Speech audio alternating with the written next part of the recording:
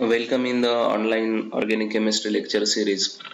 Today we are going to study the next point of your carbohydrate syllabus, that is muta rotation. The term is very simple to understand. Muta means a change in and rotation. So muta rotation, the meaning of muta rotation is simply the change in rotation. Okay. So actually this phenomenon was discovered by the scientist, or we can say chemist, French chemist Augustin Pierre de Beaufort, okay, who founded a factory for the production of alcohol from the beet sugar. Accidentally, how he knows, how he got idea about this muta rotation phenomenon that we will see.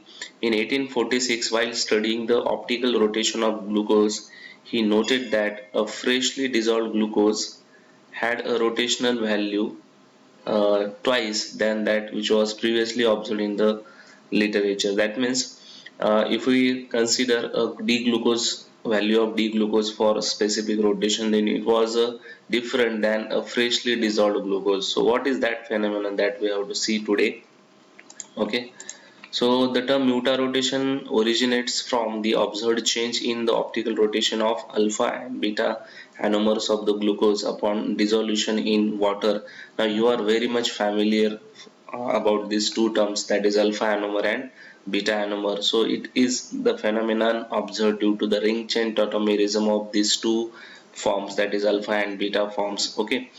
The alpha and beta forms slowly interconvert until the equilibrium is established. So theoretically it seems little bit difficult for you, though while studying the example you will get a very clear idea about this muta rotation. Okay, so what is muta rotation? It is the change in optical rotation observed when a pure alpha or beta anomer are dissolved in water, or you can take any other solvent. So this phenomenon is known as a muta rotation. The word muta rotation, the meaning of muta rotation means simply a change in rotation. Okay, now we'll see.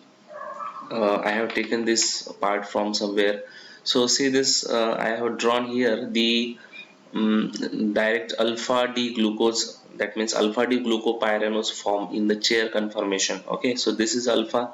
So consider this, this is a carbon number 1, and you know in alpha anomer the OH group is down the plane of this ring. Okay, so another way to remember the alpha anomer is that you see carbon number 5, the group which is present on carbon number 5 is a CH2OH group, right? And the group which is present on carbon number 1, that is OH group. So these two groups are opposite to each other. So I have written over here that the C5CH2OH is upward direction, and also the C1OH group is in the downward direction. So both are in opposite faces of the ring. So this OH group and this CH2OH group both are opposite, are in opposite faces of the ring. So that anomer is known as alpha D glucopyranose. Okay, now if we dissolve this alpha D glucopyranose freshly into the water, then its specific rotation value is 112 degree. Okay, now similarly if we consider this beta isomer, that is beta D glucopyranose, then simply the difference is only at anomeric carbon. Here the OH group was down the face of this ring, here the OH group is on the above the face of ring. So we can say the group at carbon number 5 and group at carbon number 1 are on the same face of the ring. So this is the chair form of beta D glucopyranose, and if we dissolve this beta D glucopyranose into the water, then its specific rotation value is plus 18.7. So note that the specific rotation values of alpha D glucose and beta D glucose are different. So for alpha it is plus 112, and for beta it is plus 18.7. Okay, so just remember these two things now. Now further what happens, see, each of these two forms can be synthesized and isolated as a pure compounds. We know the important thing which we have to remember is here. See, the alpha anomer of D-glucose has a specific rotation of plus 112 degrees in water, that we know, that we have seen in the previous slide.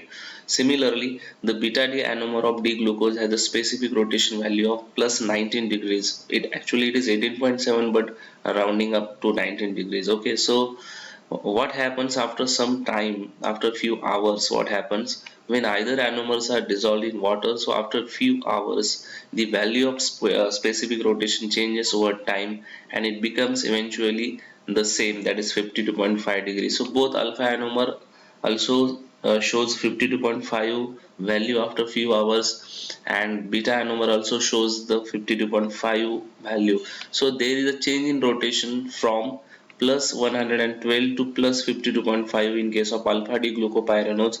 Similarly, there is a change in specific rotation of beta D glucopyranols from plus 19 to 52.5. So both are arising at 52.5 degree. So this behavior is known as a muta rotation. Muta means change. Okay, so change in rotation we can say. Now see what is happening. Actually, when we dissolve alpha D glucopyranose form into the water, then we know it has a plus 112 degree value of specific rotation. So after few hours, so specific rotation decreases over several hours until it reaches a stable value of 52.5 degree. Similarly, when we take 100% pure beta D glucopyranose dissolved in water, it has a specific rotation value of plus 18.7. So after some hours, it becomes the specific rotation value becomes a 52.5 degree. So this is known as a muta rotation. Now why this is happening, actually this is explained in this slide. Now you know this is alpha D glucopyranose form, right, and this is beta D glucopyranose form. Now as we, if we dissolve this in water, then it has initially plus 112 degree value of specific rotation. Now you know after some time what happens, this alpha D glucose is getting converted into the open chain Fischer projection form, that is a D glucose. That means a pyranose form is converted into the open chain form. This is known as ring chain tautomerism. So this is ring, this is chain, so this is ring chain tautomerism. Similarly, this beta D glucopyranose also convert from this ring form to chair form. So due to this, there is a change in rotation value. So if alpha D glucopyranose has a value of plus 112, so after a few hours it is converted into the D glucose. So the value of specific rotation for D glucose is 52.5 degree. So here also, if the initially beta D glucose is there, then it has plus 18.7 degree value. So after some hours it is again converted into the D glucose, and so it has a value of 52.5 degrees. So this change in rotation of alpha D glucopyranose and beta D glucopyranose when dissolved in water is known as muta rotation phenomenon, and it is due to the ring chain tautomerism, remember. Okay, so this is all about the muta rotation phenomenon exhibited by the D-glucose. So all other sugars also can exhibit this phenomenon, but this is with respect to glucose I have explained to you. So this is all about the muta rotation phenomenon. I hope all of you have understood it very easily. So this is about the muta rotation. Okay, so in this video we'll stop here and we'll meet in next video with new concept of this topic, carbohydrates. So have a nice day. Thank you.